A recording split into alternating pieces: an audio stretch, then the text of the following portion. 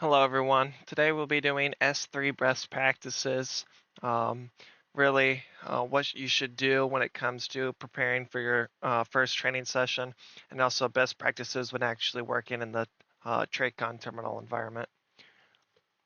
But the number one problem um, that you'll face when you start training is not knowing your airspace.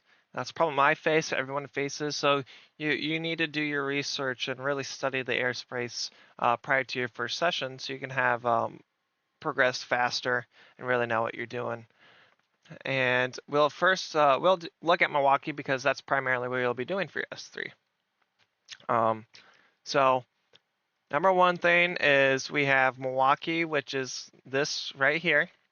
That's your main airspace. We have surface to 13,000. And then you have another, you have airspace up here. It's called the Ripon sector, but we're gonna focus on the primary area of Milwaukee first.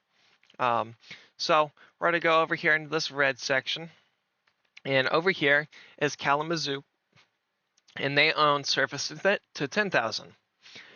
Now ZAU will be handing you aircraft going this way, and what they're gonna do is right here you have a fix called Lister at the border, and they're gonna ship them off at 14,000. Now, something to be aware of is ZAU gives you control for descents. So if they hand them off like over here, you can descend them down to 11,000 prior to your border. And the reason you can do that is because Kalamazoo is only up to 10. So you don't want to go below 11 or else you're going to bust Kalamazoo. So if you want to at 14,000, they want to descend, send them down to 11. Um, on this track, you'll go Lister, and then it's going to go to Suds right here. You'll see a little mark. And then after that, then they just go direct to the airport. Now, most people tend to over control since they don't like when people go direct to the airport. Um, but let let the planes go direct to the airport, and there'll be, let's just say we're running um, one left right here. If they go direct to the airport like this, you you can just turn them on the down one. Same thing with Brave. They go XR Brave up here, go direct to the airport. Well, by the time they get right here, just turn them on the down one. Here at Suds, you can have them depart like heading 280 and put them on a base leg immediately.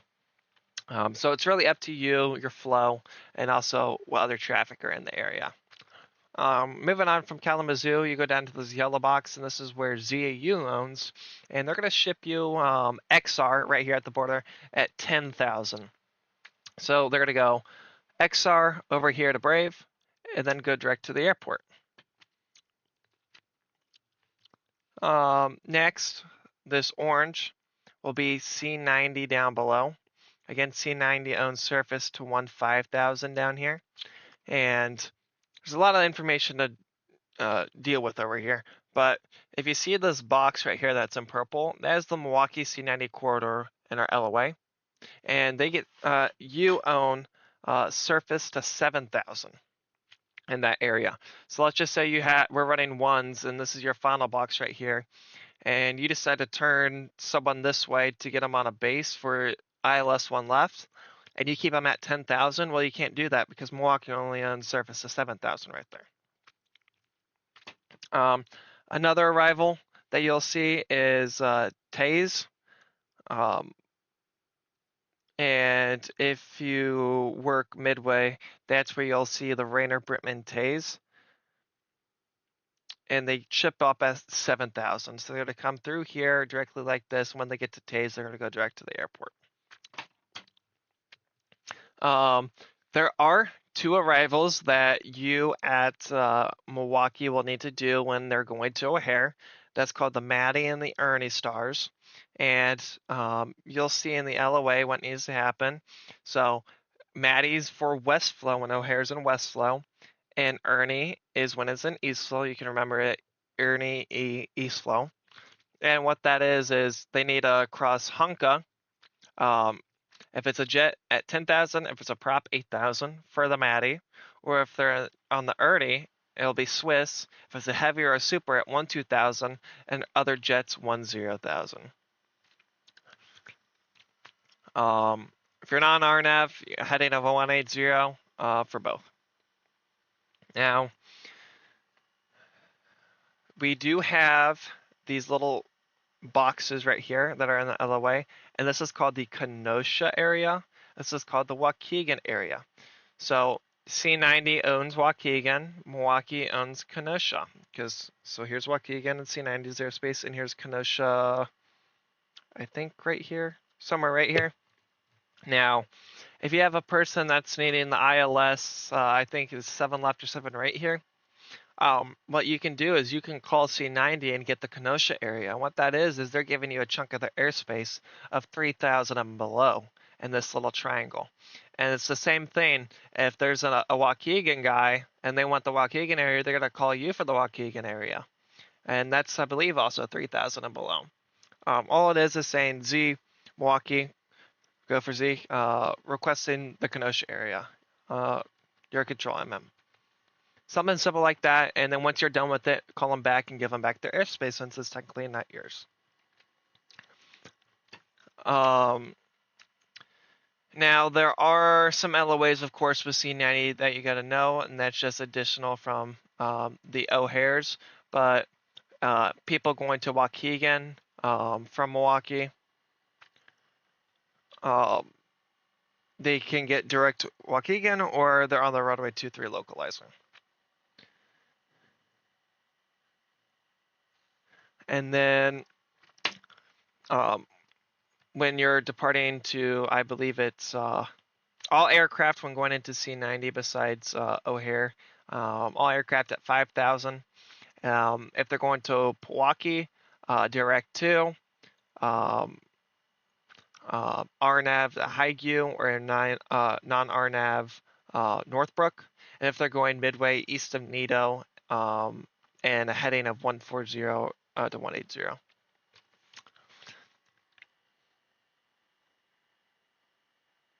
Then you have Rockford over here, and they have surface to 12,000, and they're part of the Go Pack. As you see here, they go into this airspace. So they'll hand off that 9,000 on this part of the Go Pack.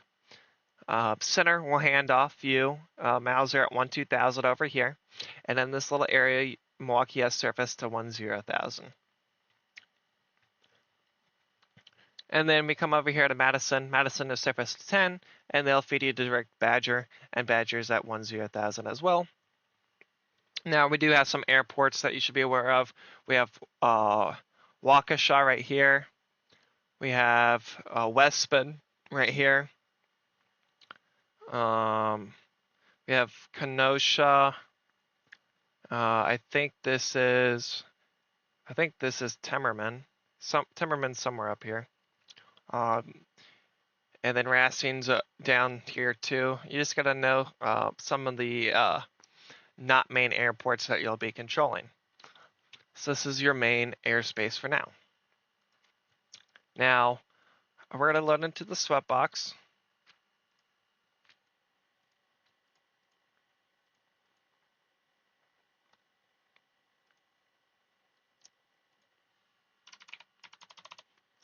Now, number one thing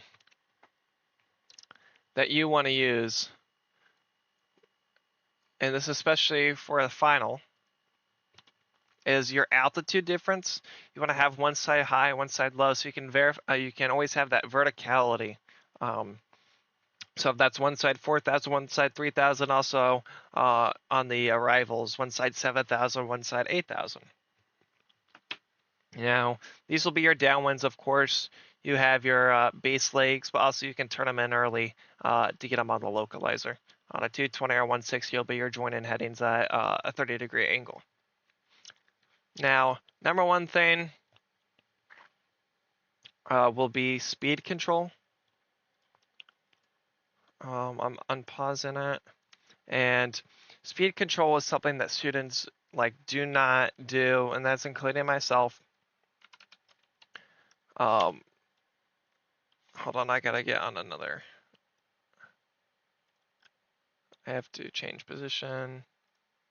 Final 118.475. Okay. Now the number one thing is people don't use speeds, and that's how you really maintain your separation. You'll hear us say vector for spacing, speeds to maintain that spacing. Use speeds, and it'll help you out a lot. And I'm gonna show you in a second. So I'm going to speed it up a little bit right here, and I'm going to zoom in because we're going to be looking at this final.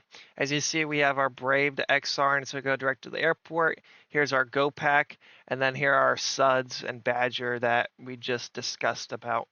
And right now, Feeder's doing the work for us. As you saw, Feeder let the guy go direct to the airport, and he's going to turn him on the down one for us. So I'm going to slow it down to sim rate 1. I'm going to accept it. Now, the number one thing you want to focus on now is you want to see what is your sequence. Who wants to go before who? So I'm going to splat T this so I can show you visually. If I put this guy here, that's 15 miles for him, whereas this guy would be 16. So I'm going to, or 17 really. So I'm going to let Southwest 2424 continue on that heading. And when Southwest 1333 gets with me, I'm going to turn him closer to the airport because he's first in my sequence.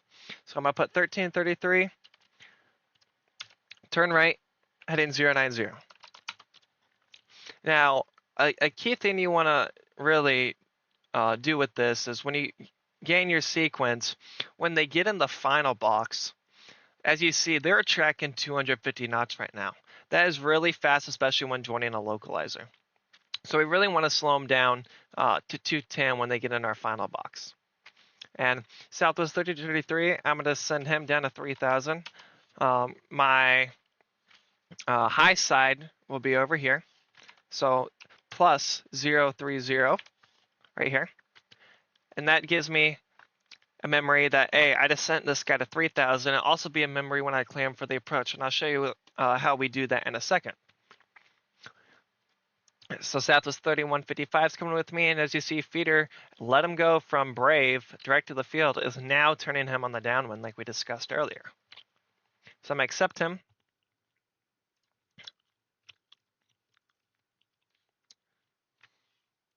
And 2424, I'm going to send him down to 4000 plus 040. So I'm letting him track a little faster. In a second, I'm going to slow them down. Again, when you have a speed, if you want to issue a speed and an altitude at the same time, you must you can't say you must say Southwest 1333 descend to maintain 3000, then maintain 210 knots. It can't be an and statement according to the 7110. So now I'm going to descend Southwest 3155 down to 4000 because that's my high side plus 040. I'm letting these guys up north track a little fast.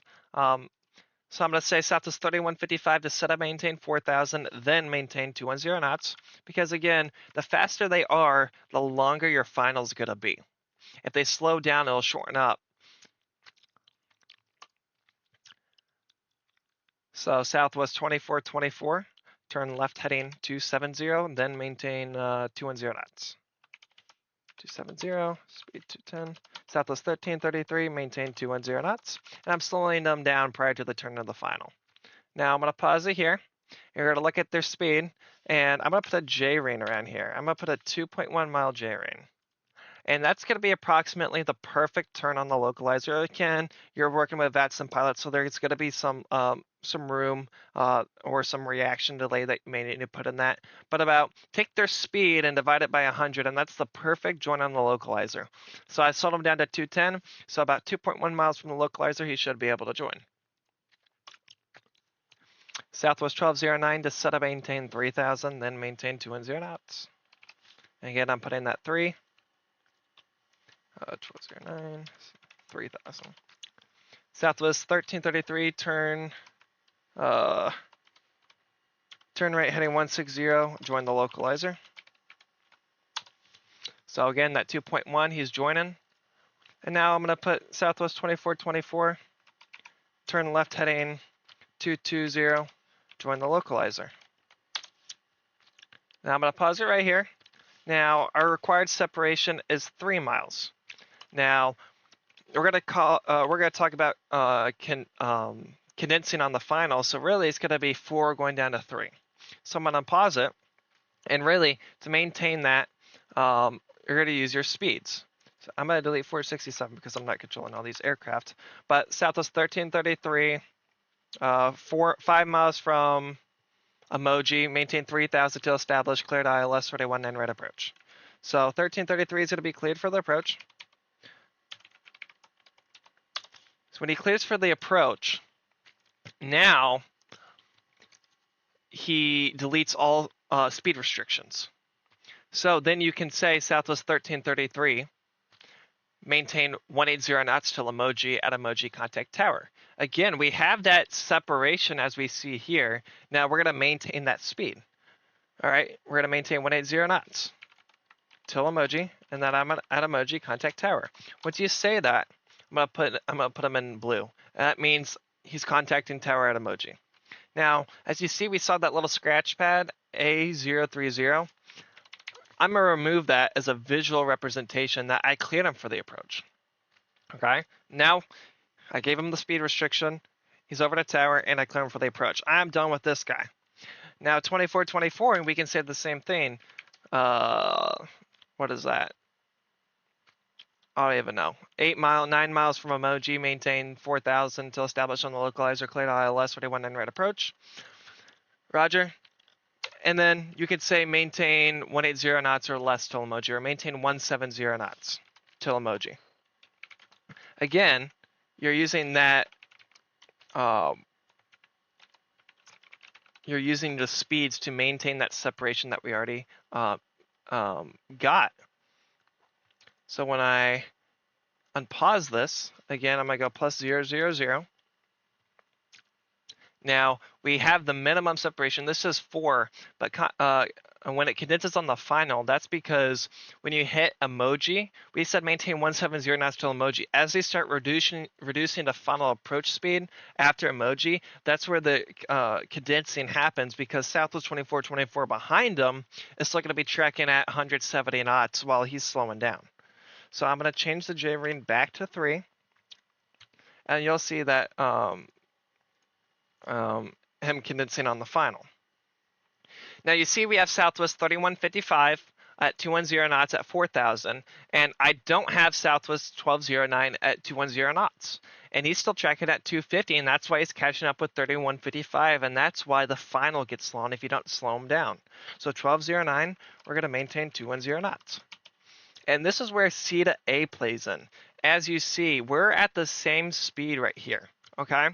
So when I see Southwest 2424 is parallel with 3155 or perpendicular, I'm going to turn them directly at them. They're at the same speed and they're going away from each other, so you can verify that separation. And I'm going to put a J-ring around them just to show you guys that. Because 3155 will be next to my sequence. So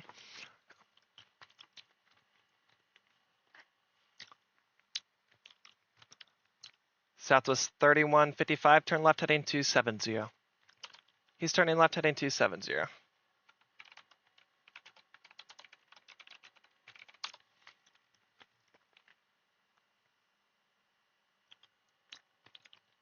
As you can see, they're maintaining that separation because, again, they're at the same speed. This guy's going this way, he's going this way.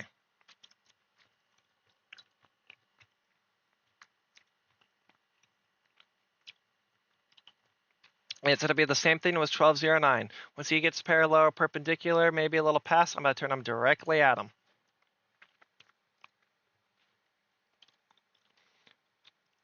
Southwest 3155, turn left heading 220, join the localizer. And then you can turn 1209 right now. Southwest 1209, turn right heading 090. Because again, they're at 210. As you see, as he's joining, now he may catch up because 3155 is going 210 while 2424 is now going 180. And you can see that the final condensing is getting closer and closer to the 3, because look, he's at final approach speed right now at 130 knots, and he's still pushing 180. So now when I clear 3155, Southwest 3155, blah, blah, miles from Emoji, maintain 4,000 to establish cleared ILS 41 and right approach. He reads it back, Southwest 3155, maintain 180 knots to Emoji, at Emoji, contact tower. So I'm gonna put this out, turn him blue, turn him blue. And so he's condensing, and I'm gonna put Southwest 3155, B180, add Emoji, reduce the final approach speed. Now Southwest 1209. Now he's at 210. As you can see, he's getting closer to that that bubble, so I may reduce him to 180 now. As I turned him a little early. And once he gets closer to the localizer, as you can see, as he's about to land, we almost have a perfect 3 miles on the final. So 1209, turn right heading 160, join the localizer.